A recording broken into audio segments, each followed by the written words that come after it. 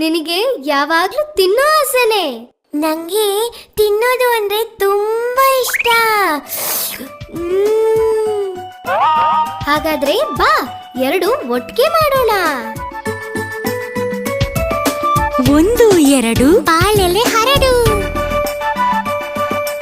3 4 ಅನ್ನ ಹಾಕು. 5 6 ಅನ್ನ ಸಾರು. 7 8 ಪಲ್ಯಕ್ಕೆ ದಂಟು.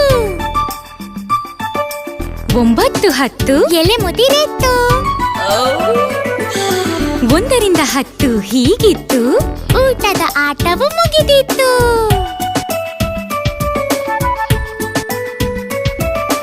1 2 ಬಾಳೆಲೆ ಹರಡು.